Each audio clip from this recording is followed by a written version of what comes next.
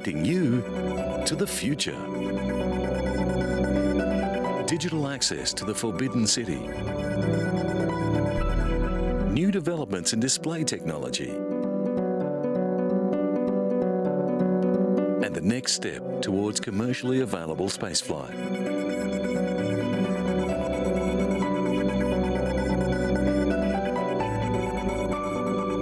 The ancient Roman Forum is one of the Italian capital's biggest attractions, with tourists visiting from across the world. But people unable to visit the Eternal City for themselves can now take a virtual tour of ancient Rome. Billed as the largest digital archaeological reconstruction ever undertaken, Rome Reborn is cutting-edge technology from new tech demos.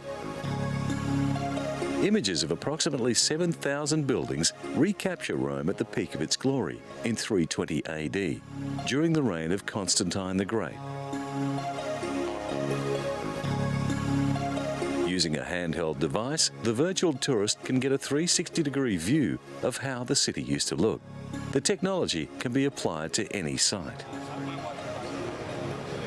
The model that we're using has been constructed very meticulously by a team of researchers in order to faithfully represent the way Rome would have looked in 320 AD. This type of display has advanced rapidly due to the acceleration of computer graphics technology. The designers believe the system will be used as a new type of historical exhibit in museums. The next stage in the development of the virtual technology will see tours becoming available over the internet. This type of application is already being used in flight simulators, and it has great potential in a range of different areas. But although it's a powerful educational tool, nothing can compare to actually being in the city beside the Colosseum. And Rome is not the only place to have been digitally recreated. The Forbidden City to the north of Tiananmen Square is the world's largest palace complex, covering 74 hectares. Now, a 3D model of the Forbidden City is available, opening the city to those who might never see it in real life. It enables visitors to experience all aspects of the imperial city, as it was during the reign of the Ming and Qing emperors.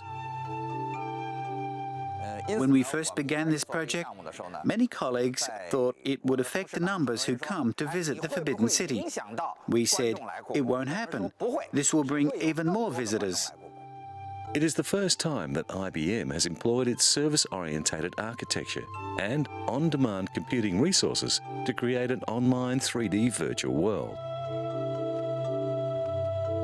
The Forbidden City is divided into two parts. The emperors of the past ruled the nation from the southern section or the outer court. The northern section, or the inner court, is where the emperor lived with his family. The last emperor of China was driven out in 1924. Museum visitors can watch dramatized scenes, such as court officials meeting in conference with the emperor. They can interact with each other, or with a wide range of volunteers, staff and automated characters through pre-recorded or live guided tours on topics such as dragons, the imperial gardens or feng shui. Listed by UNESCO as a World Cultural Heritage Site in 1987, the Palace Museum is now one of the most popular tourist attractions in the world. Because this is the most visited museum in the world, the software developers were faced with a huge challenge. They had to create a forbidden city that can handle a lot of traffic. Using motion capture techniques, they developed character avatars that dressed in a historically accurate manner. Currently, most virtual worlds have a limit of around 50 or 60 people. The IBM developers had to make a system that would cope with thousands. Several thousand visitor avatars are able to coexist in the virtual museum. Having been the Imperial Palace for 5 centuries, the Palace Museum houses numerous rare treasures and curiosities.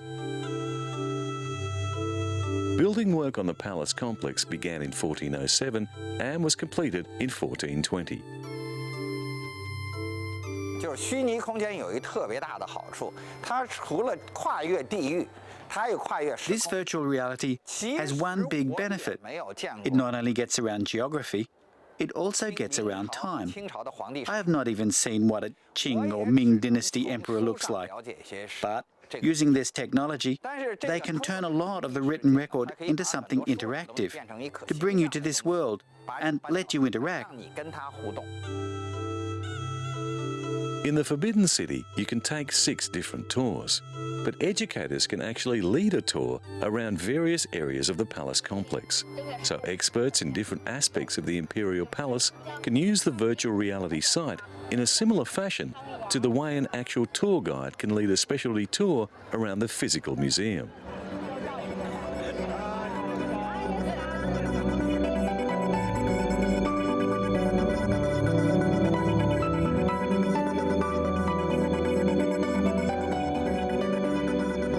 Iceland has abundant natural reservoirs of water and ice. And because it sits on a geological hotspot, thermal springs with steamy discharges are common. The country uses geothermal energy to generate cheap, clean power. Meltwater from glaciers is also used to generate electricity. The only fossil fuel the country uses is for vehicles and transport. We have been steadily developing our geothermal harnessing while other nations have not been. Therefore, cutting-edge technology, bringing in new solutions, has happened here in Iceland for the past decades. Iceland's abundance of water and its volcanic structure also provide the country with natural hot water. In many places, this is piped and used for heating. Again, this has a very positive effect on Iceland's carbon footprint. But experts are warning that the wasteful use of natural hot water could deplete the resource. Energy is so cheap that geothermal water is used to keep pavements and car parks snow-free during the winter. Having an endless supply of geothermal water means 99% of homes in Iceland are run on renewables. Hot water from the springs is cooled and pumped into the taps of nearby homes. Stefan Arnoldsson from the University of Iceland is an expert in geothermal energy. He warns that the resource should not be taken for granted. Almost 90% of the people of Iceland, they use geothermal hot water for heating their home. So cheap is electricity in Iceland that they are looking to convert it to hydrogen to cut the country's reliance on fossil fuel to zero. Valdis Asta Adelsteindaughter is from Reykjavik. Married with 2 children, she works for the country's Civil Aviation Authority. Valdis says that during the winter, the family keep their heating system at 25 degrees Celsius. She thinks that Icelanders take water for granted, but she also considers her country's water to be the best in the world. Geothermal energy in Iceland first happened in the early years of the 20th century, when an enterprising farmer diverted a stream from a hot spring to heat his house. 4 decades later, the hot water was piped to houses and swimming pools across the island. Blue Lagoon is Iceland's largest geothermal public bath. Opened in 1989, it has become an important tourist spot. Iceland's location on one of the Earth's major fault lines, the Mid-Atlantic Ridge, means the country is dotted with volcanoes and hot springs. Reykjavik Energy, Iceland's biggest energy company, runs the Hellisheidi power plant, which is still only partially completed. It's located in the centre of the country. This is our oil or our gold, so to speak. If we didn't have this energy, we would have to import fossil fuels to provide us with electricity. But there are plenty of other uses for cheap power, and the aluminium industry, which uses huge amounts of electricity in its production smelters, is already taking advantage of Iceland's lower power tariffs. The 3 operating turbines of Hellas Heidi provide nearly half of Iceland's electricity. When completed, it will produce enough electricity to provide energy for the whole country.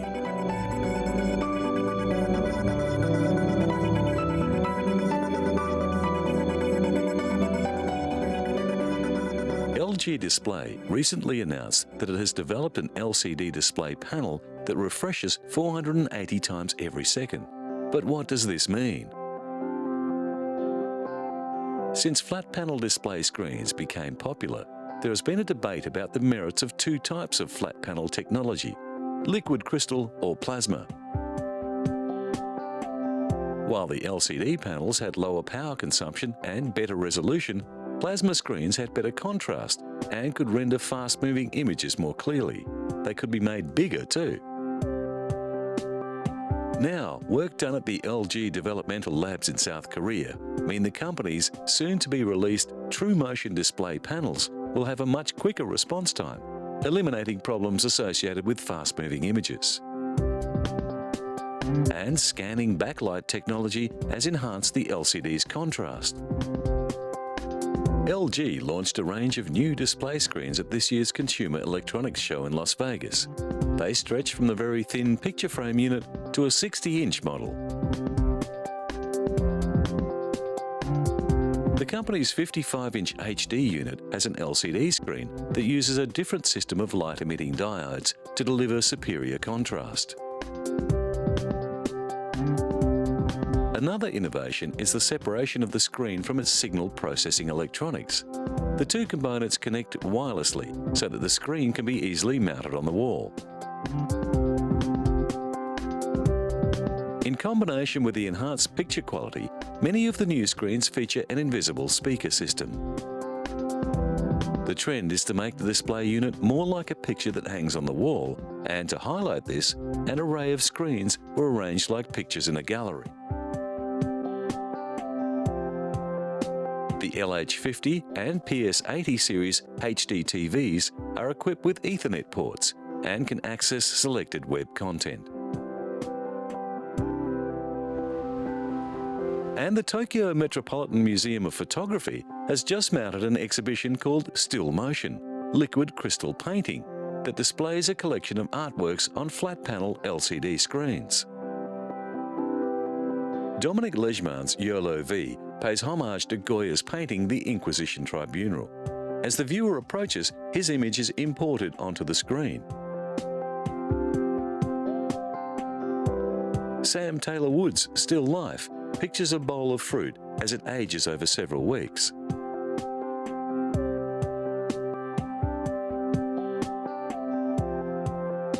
Yasumasa Morimura mimicked Vermeer's Girl with a Pearl Earring in his Vermeer study Looking Back by dressing up as the girl himself.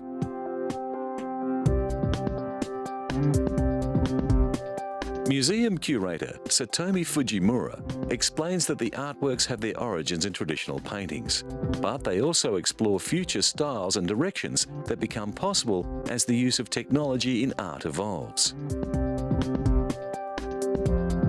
Hiroshu Senju's A Forest of Water appears like a traditional Japanese folding screen. Julian Opie's minimalist figures, the woman with evening dress and Kira with a pendant, smile at the viewer.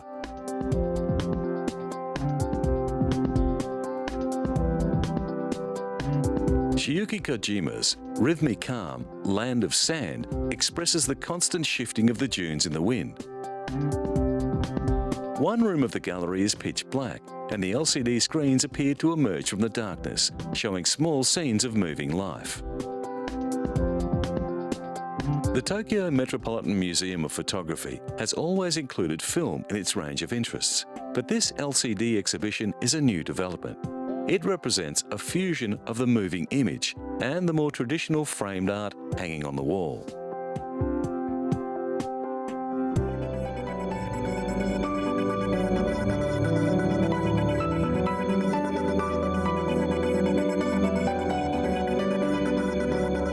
The space tourism race marked a milestone recently as British entrepreneur Sir Richard Branson and American aerospace designer Burt Rutan waved to a crowd from inside the cabin of a new aircraft designed to carry a passenger spaceship to launch altitude.